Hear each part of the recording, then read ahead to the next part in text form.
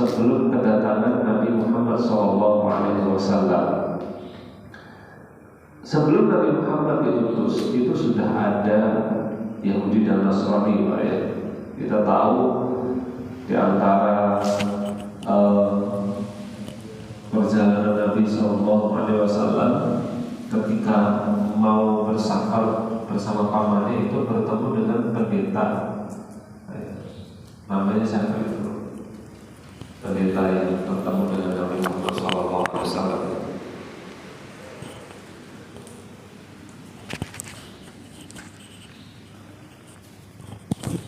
Ada pendeta yang bertemu dengan Nabi Muhammad SAW, rahib, kemudian menceritakan bahwa ini nanti akan menjadi orang yang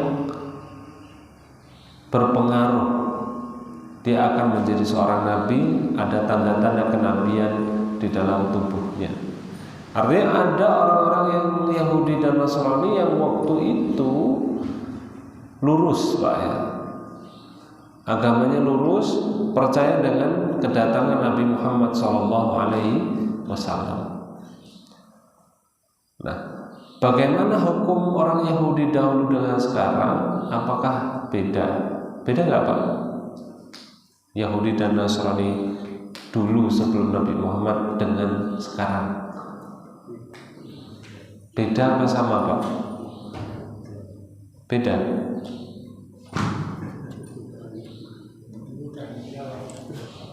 Ya, dalam hal ini para ulama ada dua pendapat. Ada dua pendapat. Yahudi dan Nasrani yang ada hari ini itu tidak sama dengan Yahudi dan Nasrani sebelum kedatangan Nabi Muhammad. Sebelum kedatangan Nabi Muhammad itu masih banyak yang lurus, meyakini akan datangnya Nabi.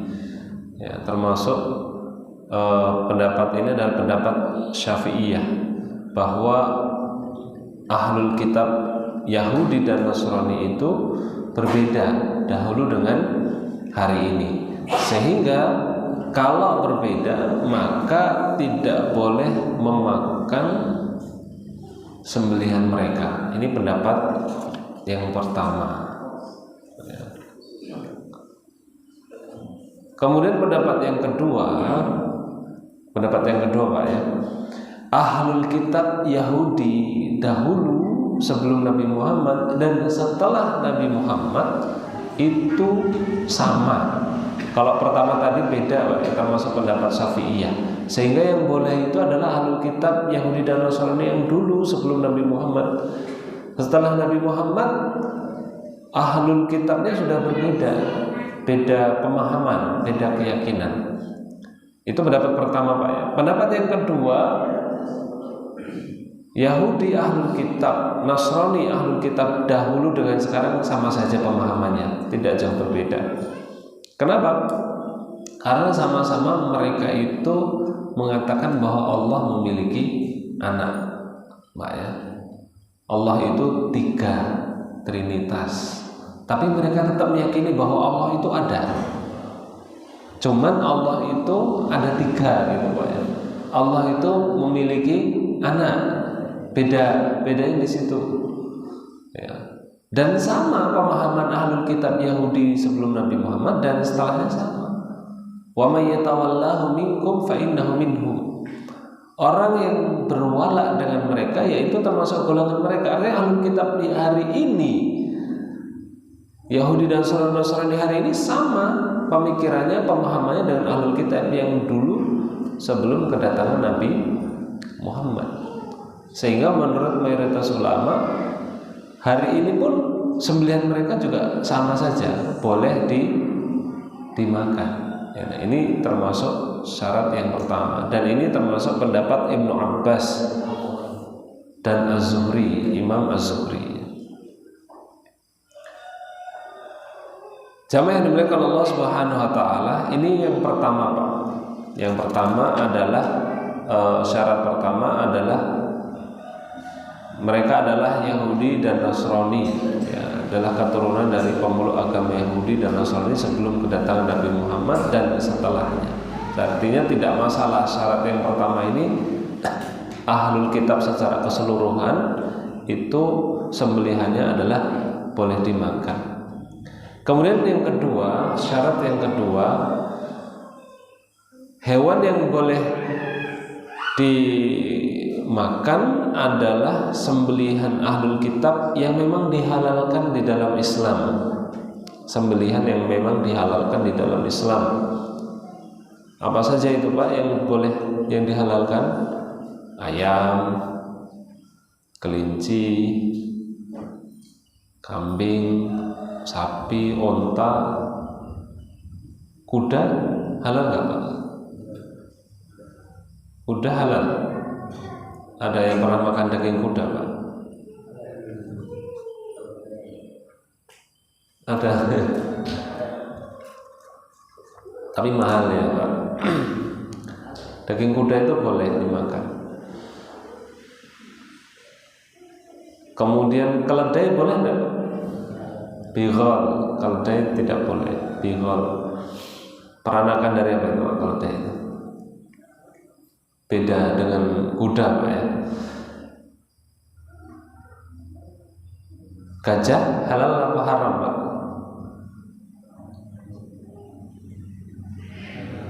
Halal.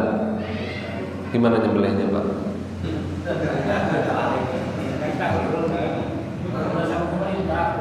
Enggak boleh sembelih. Tapi hukumnya apa? Gajah itu hukumnya halal atau haram? Hukum asalnya. Kalau di Indonesia termasuk hewan yang dilindungi. Hukum asalnya boleh nggak makan daging gajah? Itu taring atau gading?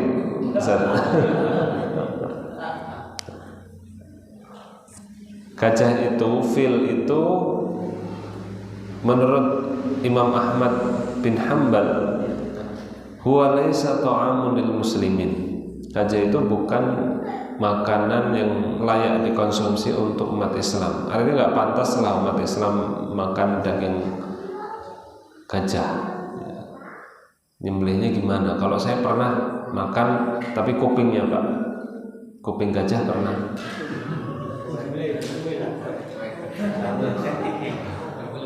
Pas lebaran Pak. Kemudian bagaimana hukum jerapah? Halal nggak Pak jerapah? Halal. Gimana nyembelih jerapah? Ditusuk seperti onta,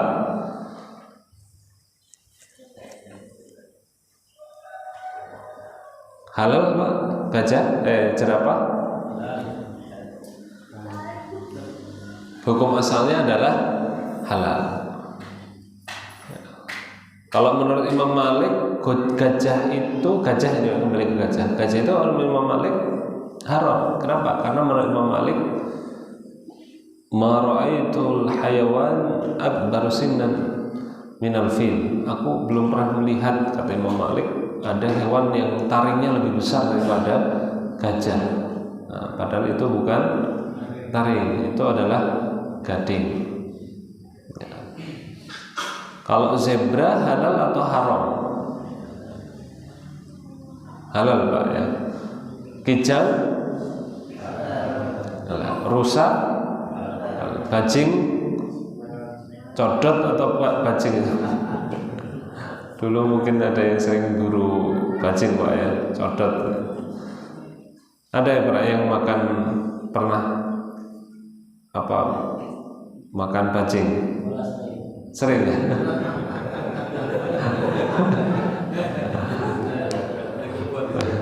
Kebon itu senang kalau buru Pak ya. Biawak haram atau halal? Biawak Indonesia dengan biawak Arab itu beda. Ada dua hewan yang mirip Pak. Yang satu namanya warol. al-waral, waw ra sama lam, waral. Dan yang kedua dhab. Dan yang dihalalkan itu adalah ad-dhab. Dhab itu kalau kita lihat di YouTube, kita cari al-farqu, perbedaan baina dhab wal waral, perbedaan dhab dengan waral. Nanti akan muncul Pak. Jadi ada dua hewan, yang satu namanya dhab, yang satu waral, tapi sama-sama artinya adalah biawak. Nah, ada dua jenis itu. Ternyata beda. Kalau kita lihat dhab di Arab itu berbeda. Dhab itu sifatnya tidak buas, tidak mau makan bangkai, tidak mau makan tikus, dan dhab itu warnanya agak hijau. Itu dhab, dan yang pernah dimakan oleh para sahabat Pak ya. Sedangkan waral itu sifatnya buas, warnanya agak hitam, kemudian dia makan bangkai, bahkan makan tikus, bahkan mengusir ular. Di Indonesia itu biawaknya ganas nggak Pak? Biawak yang ada di Indonesia itu dia makan bangkai nggak? Makan tikus nggak? Makan ya.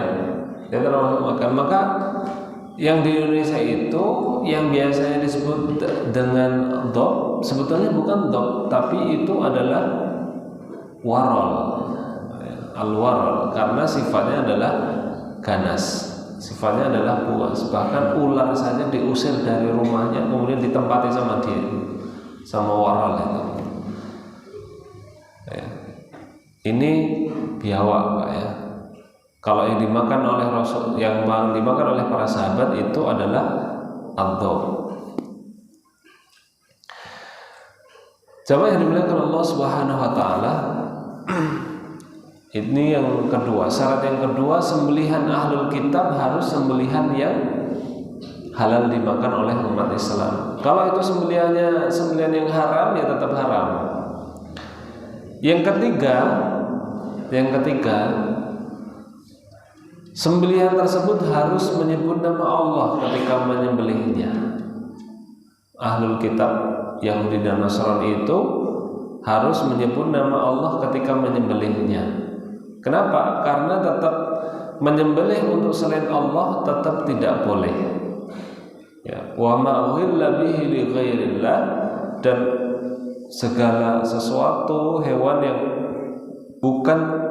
yang disembelih bukan karena Allah, maka hukumnya adalah haram. Innama harrama alaikumul maitata waddam wa lahmal khinzir wa ma uhilla bihi li ghairillah. Sembelihan yang itu ditujukan kepada selain Allah hukumnya tetap haram. Nah, ya.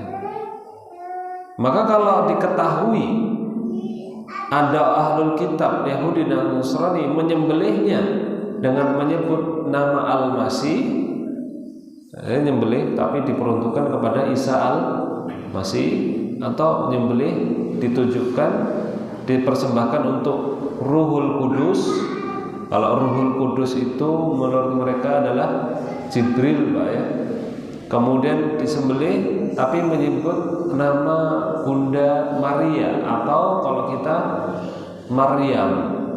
Berarti dia menyembelih hewan itu bukan ditujukan atau dipersembahkan kepada Allah, tapi kepada manusia, kepada malaikat. Maka kalau diketahui tidak boleh kita memakan sembelihan yang sembelihan itu ditujukan kepada selain Allah. Bagaimana kalau kita nggak tahu dia nyembelihnya seperti apa? Kalau kita nggak tahu ya nggak masalah Pak, nggak perlu kita tanya. Kita tanya ini nyembelihnya pakai nama Allah apa nama Isa apa Maryam? Ya itu tidak perlu. Sebagaimana Syekh bin Baz ketika beliau ditanya oleh seorang dari Prancis, seorang Muslim yang tinggal di Prancis, di fatwa Syekh bin Baz, wahai Syekh, bagaimana hukumnya saya tinggal di Prancis dan di sini banyak sembelihan bukan seorang muslim, non muslim, ahlul kitab, yang saya tidak tahu apakah dia menyembelihnya membaca bismillah atau tidak. Maka Syekh bin Baz beliau menjawab, sembelihan ahlul kitab itu adalah halal dengan menyebutkan ayat, dan engkau tidak perlu bertanya kepada mereka apakah engkau nyembelihnya menyebut nama Allah atau tidak. Itu nggak perlu kita tanya, Pak. Sebagaimana kita juga kepada seorang muslim, tidak perlu kita bertanya kepada seorang muslim ini nyembelihnya membaca bismillah apa tidak gitu. Atau makan di warung makan, kita tanya ini nyembelihnya pakai bismillah enggak? Enggak perlu, Pak. Cukup kata Syekh bin Baz, ketika engkau memakan daging mereka, cukuplah engkau ketika sudah dihidangkan baca bismillah. Kembali kalau di situ sudah ada keterangan halal, ya sudah baca bismillah ketika mau makan. Tapi Syekh bin Baz, apalagi kalau kita naik pesawat ke luar negeri biasanya, Pak, itu ada hidangan makanan, disuruh milih mau daging ayam atau mau ikan. Ada dua pilihan, daging ayam atau ikan biasanya, atau telur misalnya. Nggak usah takut makan daging ayamnya, karena memang ayam itu hukum asalnya adalah halal.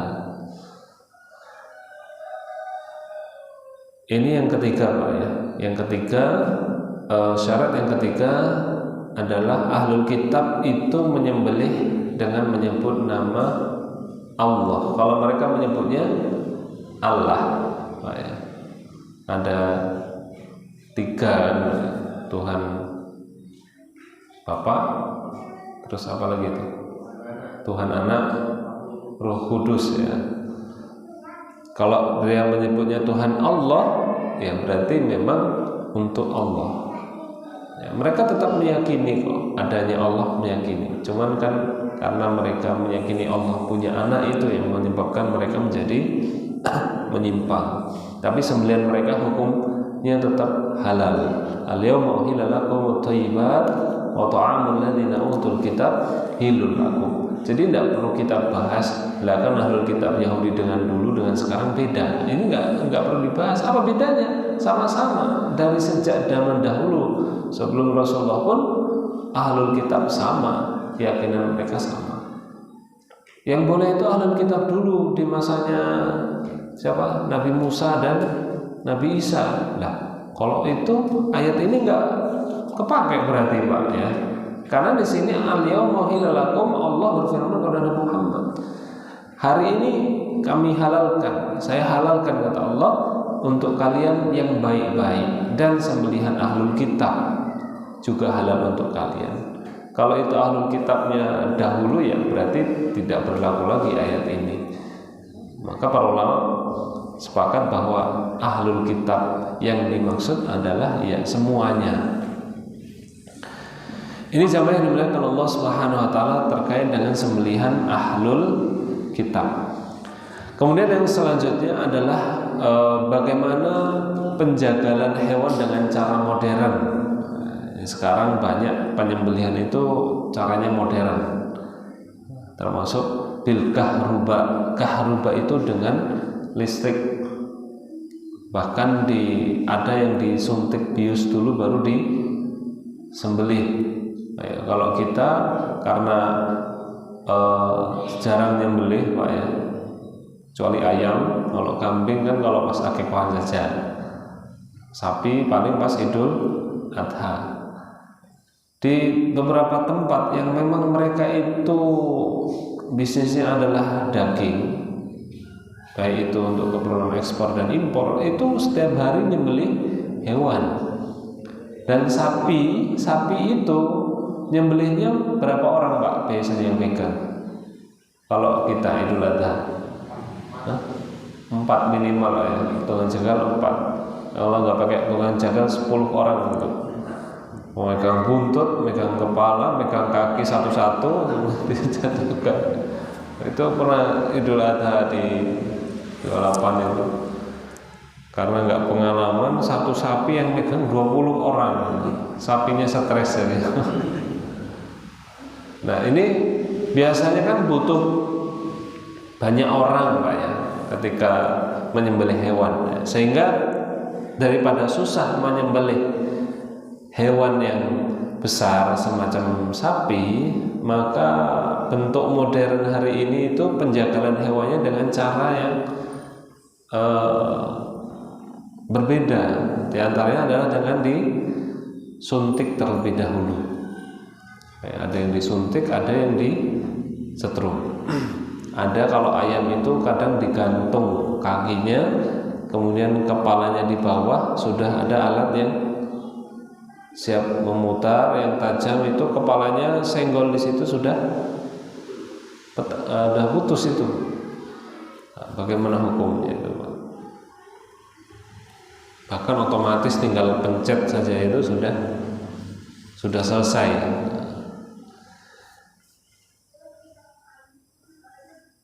Jamaah yang dimuliakan Allah Subhanahu wa taala,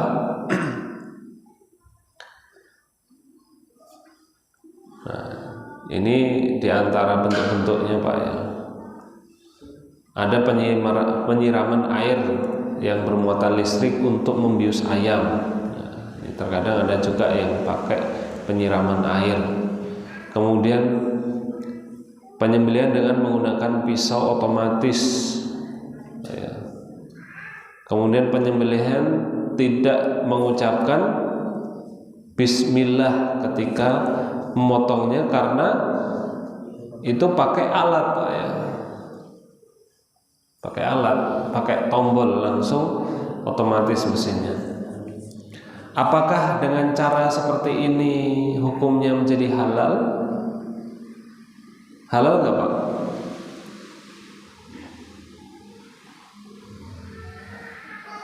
Boleh nggak, Pak, kalau dibius atau disiram pakai air yang bermuatan listrik?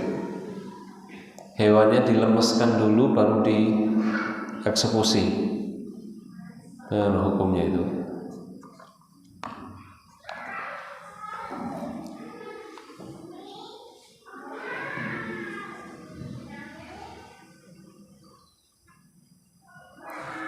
Seperti kalau kita berburu. Kalau kita berburu biasanya pakai nyembelih nggak, Pak? Enggak, tapi pakai tembakan. Pakai tembakan langsung mati, misalnya itu ada ayam hutan atau ada rusa. Nah, itu kita tidak menyembelihnya, tapi pakai tembakan. Bagaimana kalau menyamakan kasus ini dengan orang yang berburu?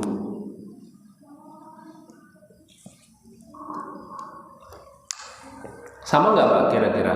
Beda. Kenapa beda? Karena berburu itu hewannya masih liar, susah, Pak. Gimana orang yang sedang berburu itu disetrum hewannya? Kan jauh. Atau disuntik, kan nggak bisa. Ini masalahnya hewan-hewan yang disembelih di tempat-tempat yang penjagalan seperti ini, itu hewan itu bukan liar lagi, karena memang hewan itu sudah di situ, bahkan bisa jadi hewan itu yang nggak bisa lari. Maka jamaah dimuliakan Allah Subhanahu wa taala, penjagalan dengan cara modern yang seperti itu tidak diperbolehkan secara syar'i. Kenapa? Karena jelas bertentangan. Caranya pun tidak dengan cara yang syar'i. Apalagi dari beberapa tempat itu penyiksaan dulu. Pernah Pak lihat video? Disiksa dulu hewan itu, dipukul dulu, bahkan kepalanya ditutuk. Kalau lele nggak apa-apa, lele ikan itu kepalanya ditutuk nggak apa-apa. Ini sapi, kepalanya dipukul dulu. Kambing, kepalanya dipukul dulu. Bahkan ada ayam itu bukannya disembelih tapi diambil kemudian dibanting terlebih dahulu biar lemes, kemudian disembelih. Ini namanya penyiksaan, Pak, ya.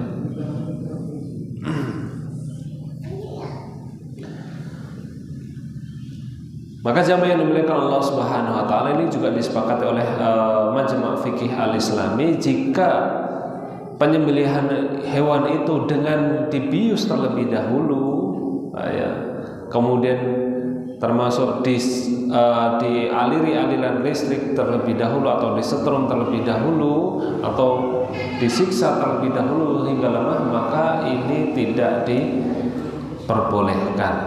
Adapun kalau untuk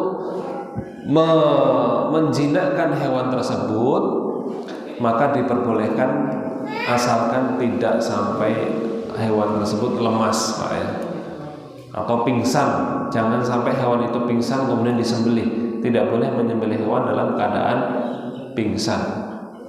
Ini sudah pingsan disembelih juga itu, Pak. Jamaah yang dimuliakan Allah Subhanahu wa taala, itu terkait dengan hewan yang disembelih di tempat penjagalan dengan cara yang modern.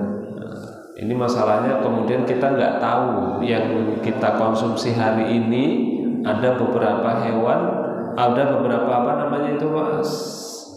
frozen ya, makanan siap saji yang berasal dari daging, bagaimana cara pengolahannya dari awal. Tahu nggak Pak kira-kira itu? Nggak tahu kita Pak ya, cara pengolahannya. Terus bagaimana hukumnya makannya itu? Kan kita mau tanya sama pedagangnya nggak mungkin Pak. Pedagangnya juga nggak tahu. Yang daging-daging instan biasanya sosis, itu kan nggak tahu. Ayam biasanya yang dibungkus-bungkus itu kan kita nggak tahu apakah itu pakai alat modern atau manual nggak. Hukum asalnya apa tadi Pak? Kembali ke boleh. Hukum asalnya boleh. Kalau kita tahu, cuman kita taunya mau dari mana Pak? Kita nggak mungkin mau mencari tahu, menelusuri ini dari pedagang ini dari mana, akhirnya sampai ke luar negeri. Ini nggak mungkin bisa diketahui, nggak mungkin. Tapi kalau kita tahu secara pasti, ya baru itu tidak diperbolehkan. Jamaah yang dimuliakan Allah Subhanahu wa taala, kemudian terkait dengan anggota tubuh hewan yang dipotong saat hewan masih hidup. Apa hukum potongan hewan yang hewan itu masih hidup? Qit'atul hayawan, qit'atul lahmi, potongan dari hewan itu masih hidup, boleh nggak Pak dikonsumsi? Misal ekor kambing, ekor sapi, ada orang mau buat sop ekor sapi, sop buntut sapi, sapinya masih hidup tapi buntutnya dipotong, boleh nggak Pak? Bangkai, statusnya adalah bangkai, dipotong pendek, disop, besok lagi, bulan depan dipotong lagi. Kemana-mana mau nyembelih sapi, buntutnya yang dipotong sedikit-sedikit. Nah ini potongan dari hewan yang masih hidup tidak diperbolehkan. Ma quti'a min hayyin fahuwa mayyitun. Daging yang dipotong saat hewan itu masih hidup, atau bagian tubuh yang dipotong saat hewan itu masih hidup, maka hukumnya adalah mayyit, bangkai. Ini maka potongan dari hewan tersebut tidak diperbolehkan. Kemudian pembahasan yang berikutnya adalah bagaimana hukum jual beli organ tubuh manusia, transplantasi organ tubuh. Ya, hukumnya apa Pak? Boleh nggak transplantasi organ tubuh? Jual beli organ tubuh. Organ tubuh manusia itu statusnya apa Pak? Bangkai apa bukan? Kalau tadi makuti amin hayyin fahuwa mayyit, bagian tubuh yang dipotong saat hewan itu masih hidup, maka bagian itu adalah bangkai. Kalau manusia, misal apa yang bisa diambil dari tubuhnya Pak? Ginjal diambil, dipindahkan ke tubuh seseorang. Ginjal itu bangkai apa bukan?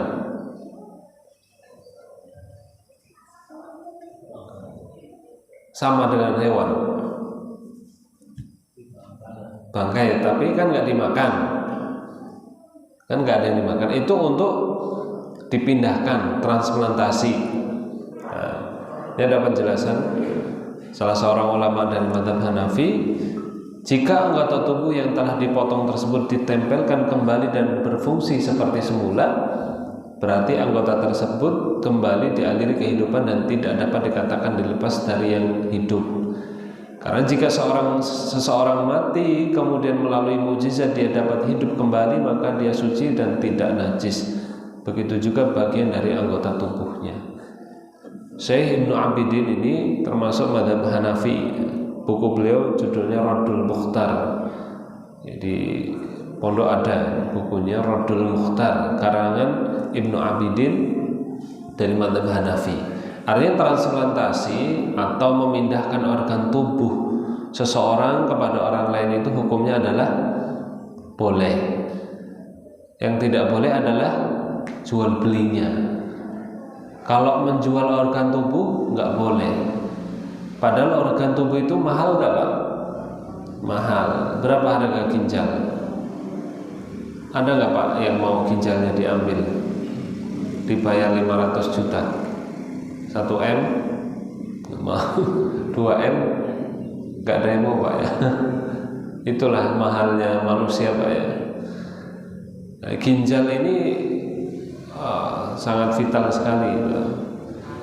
Mungkin ada orang yang sampai menjual organ tubuhnya untuk kebutuhan ekonomi. Pernah nggak Pak kasus seperti itu? Menjual organ tubuhnya untuk menutupi kebutuhan ekonomi karena memang mahal. Bahkan ada yang jual apa? Kelopak matanya. Kayak yang jual hidung kayaknya nggak ada Pak ya. Hidungnya dijual ya nggak mungkin ini. Beberapa organ tubuh itu bisa dipindahkan. Yang tidak diperbolehkan adalah diperjualbelikan. Tapi kalau itu dengan semacam donor darah, maka ini diperbolehkan. Karena apa? Karena menjual anggota tubuh manusia itu tidak diperbolehkan. Kalaupun itu hadiah, maka hukumnya boleh dan cukup berterima kasih. Hadiah mungkin orang tua bapak kepada anaknya, anak kepada bapaknya. Nah, hari ini malah justru itu yang mau diuji coba orang-orang barat itu bukan hanya organ tubuh Pak, tapi kepala, transplantasi kepala. Jadi kepalanya dipotong, dipindahkan ke kepala orang lain. Ada orang yang pendek, maksudnya pendek, Pak ya, apa namanya itu, cebol Pak ya. Dia pengen tubuh yang tinggi, dia punya uang, dia beli tubuh orang gitu. Jadi kepalanya dipotong, dipindahkan ke tubuh orang yang normal, terus gantian kepala. Itu mau diuji coba Pak, akalnya orang-orang barat itu. Sudah berhasil apa belum? Belum tahu kita. Yang mereka uji coba sekarang itu monyet diuji coba dulu, transplantasi kepala. Kalau mereka kan transplantasi tubuh sudah biasa Pak. Organ tubuh itu transplantasi sudah biasa. Ini karena mereka mau eksperimen dibuat yang lebih menegangkan lagi. Kira-kira mungkin nggak Pak itu orang dipindahkan kepalanya kalau secara ilmu kesehatan? Mungkin nggak Pak? Sedangkan untuk membunuh seseorang itu adalah dipotong lehernya. Fadharbar riqab. Fa idza laqitumul ladzina kafaru fadharbar riqab. Kalau kalian bertemu dengan orang kafir di medan peperangan itu, maka tebaslah batang leher. Kenapa leher? Kenapa? Biar cepat mati ya. Jangan terlalu lama, bahkan menyiksa saja nggak boleh, maka harus cepat mati. Ini jamaah yang dimuliakan Allah Subhanahu Wa Taala terkait dengan organ tubuh. Kalau kepala saya yakin nggak bisa lah Pak ya, ditransplantasikan sepertinya nggak mungkin, karena yaitu antara kehidupan dan kematian seseorang itu adalah di lehernya. Jamaah yang dimuliakan Allah Subhanahu wa taala, selanjutnya adalah yang tidak termasuk najis. Apa saja yang tidak termasuk najis? Ada beberapa hewan meskipun dia sudah mati, dia tidak dihukumi dengan hewan yang najis dan tidak termasuk bangkai. Apa saja? Di antaranya adalah ikan. Ikan ini tidak bisa menjadi mayitah, bangkai, tidak bisa disebut dengan mayitah, bangkai, dan tidak najis. Ikan dan seluruh hewan yang hidup di air saja, kecuali hewan yang itu hidup di air tapi berbisa. Contohnya adalah ular, kemudian buaya. Ya, ular, buaya. Buaya itu haram, najis. Ketika mati pun dia menjadi bangkai. Ular juga sama. Ada nggak ular yang hidup di air? Ada. Kalau di dalam hadis disebutkan al-bahru tahurun ma'uhu khilun maitatuhu. Laut itu adalah suci airnya, dan bangkai yang ada di air itu hukumnya adalah halal. Terkecuali ular, kemudian hewan-hewan yang berbahaya di dalam air. Ada juga hewan-hewan yang hidup di darat dan di air. Jadi hidupnya di dua tempat. Contohnya apa? Kodok dan kura-kura. Kura-kura halal atau haram? Kura-kura itu halal atau haram? Kura-kura. Kalau kita nyebutnya apa selain kura-kura itu? Bulus. Bulus haram atau halal? Hidup di air atau hidup di dua alam? Hidup di dua alam. Ya, kura-kura itu termasuk hewan yang haram. Kalau katak itu halal atau haram? Kodok. Ada yang pernah makan daging kodok, Pak? Wah, pernah ya. Ada isu. Ya iya.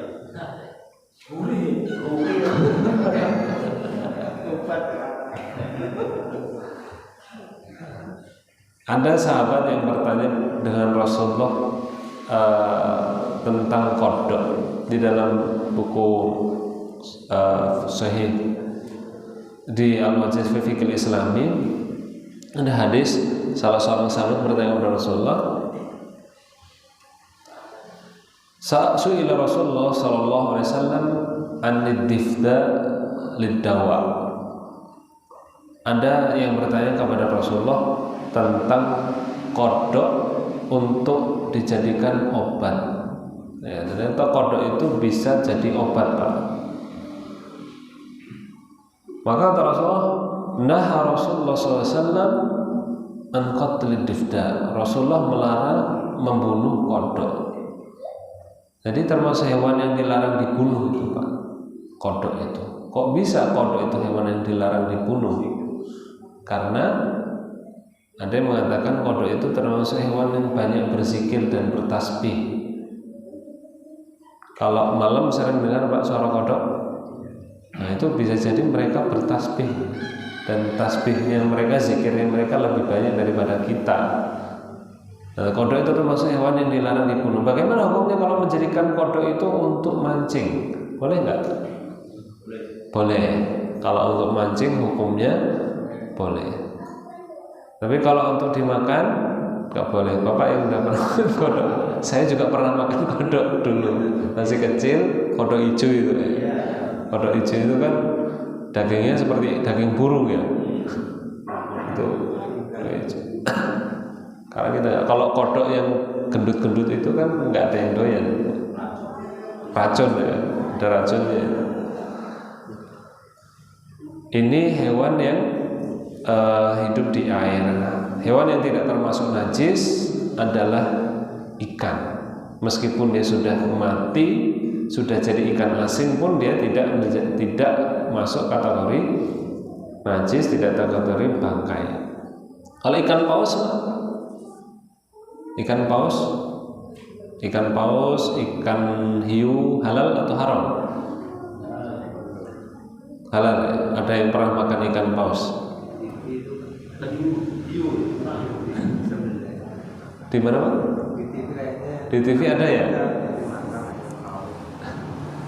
Besarnya seperti apa ya ikan paus dan ikan hiu? Kalau kita bisa, bahkan sekarang ada yang buat obat, ya, banyak sirip ikan hiu apa ikan paus itu. Kan dulu sering dijadikan untuk kapsul, Pak, ya, untuk obat itu. Ikan-ikan yang seperti itu hukumnya tetap halal kalau bisa dimakan. Tapi bagaimana makannya itu? Biasanya terdampar saja sama perahu saja besar ikannya itu. Bawaannya seperti apa itu? Yang gede gitu. Oh, yang gede, yang kecil ada. Sebelum gede kan kecil dulu. Iya.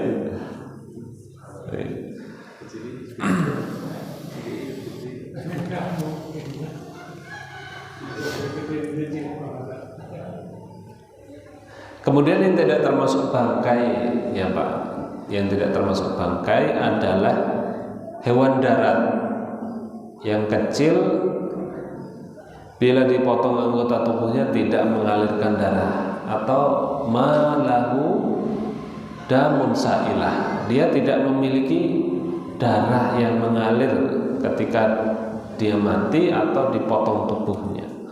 Laisa lahu nafsun sailah. Contohnya adalah lebah, lalat, cacing, nyamuk, ya. Apalagi Pak? Kermis, kecoa, kemudian laron. Itu kan hewan-hewan kecil, Pak, ya. Serangga itu ketika dia mati, ya, itu bukan bangkai. Jadi kalau itu ada di masjid, itu bukan bangkai dan tidak najis. Bangkai semut misalnya kan nggak ada, ada bangkai semut nggak kelihatan.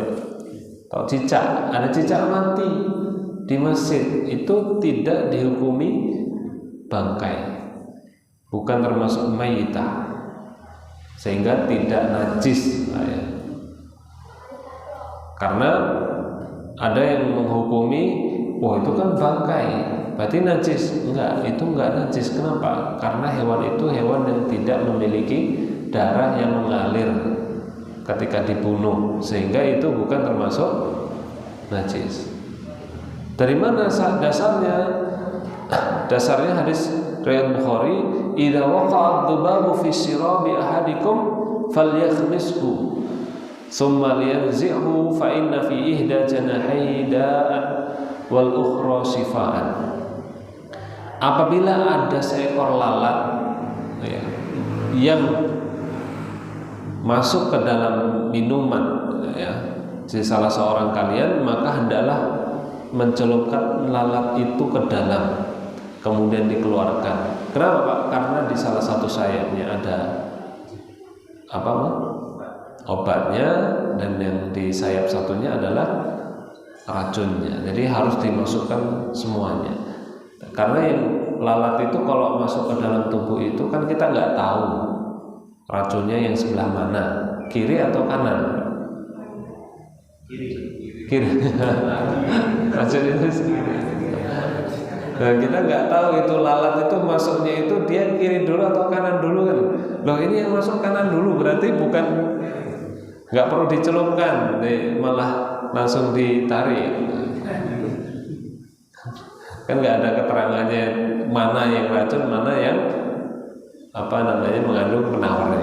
Celupin aja kemudian dikeluarkan. Tapi ada yang nggak doyan loh, Pak, habis dicelupkan lalat di dalam minuman itu nggak doyan minumnya. Doyan nggak, Pak? Nggak doyan juga. Kalau terpaksa doyan.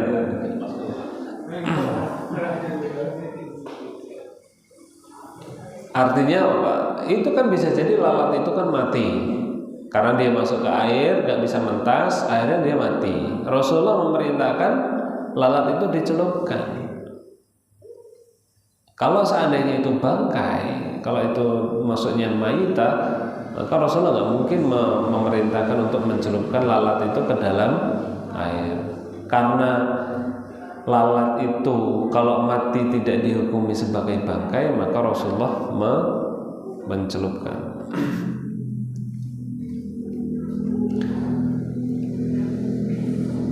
Nah, jamaah yang dimuliakan Allah Subhanahu wa taala itu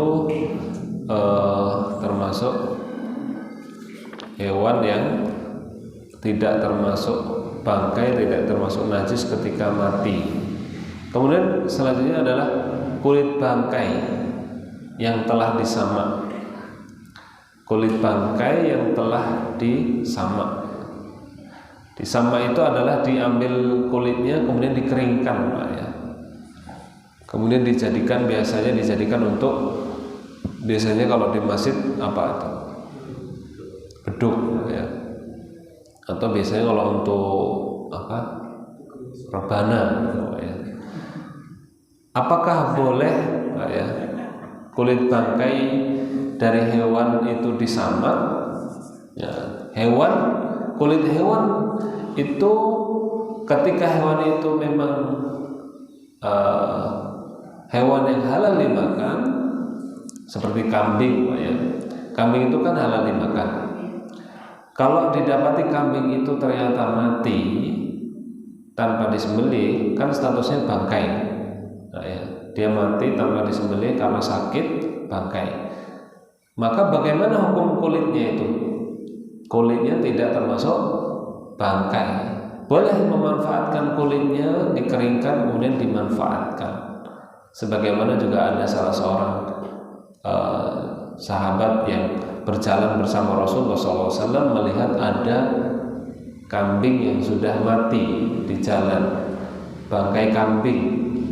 Kemudian Rasulullah bertanya kepada sahabat, kenapa engkau tidak memanfaatkan kulit kambing tersebut? Ya. Bukannya haram ya Rasulullah? Tidak, yang haram adalah dagingnya, tapi kulitnya nggak masalah dimanfaatkan.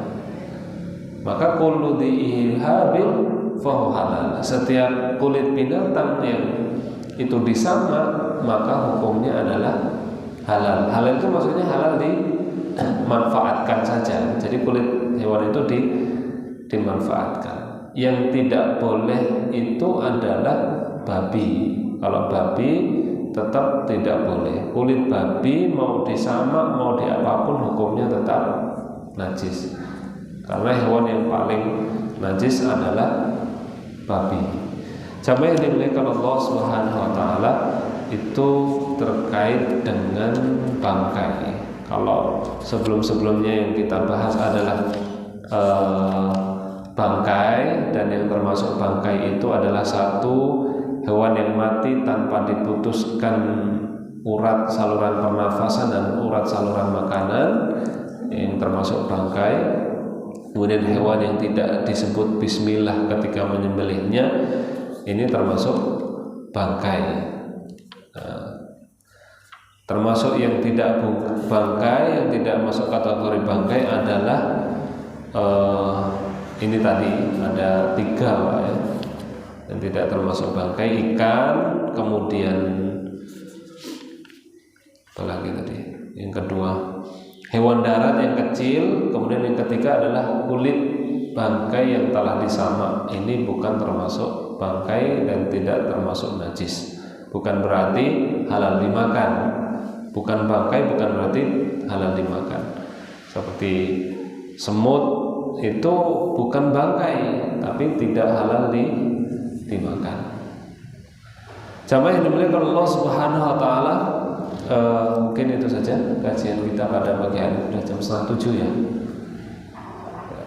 Mudah-mudahan bermanfaat. Mungkin ada yang ditanyakan, silakan jika ada. Ini misalnya ada kasus di rumah tidak ada orang laki-laki, itu adanya orang perempuan. Misalnya ada ayah mau meninggal itu mati, tapi yang menyembelih perempuan boleh enggak? Ya, menyembelih hewan boleh nggak perempuan, Pak? Kalau tidak ada laki-laki hukumnya boleh, tapi kalau ada laki-laki hukumnya makruh saja, makruh, karena dia termasuk rukun, tidak masuk rukun penyembelihan. Itu cuman afdoliyah, keutamaan. Afdolnya adalah laki-laki. Ada yang lain silakan, Pak.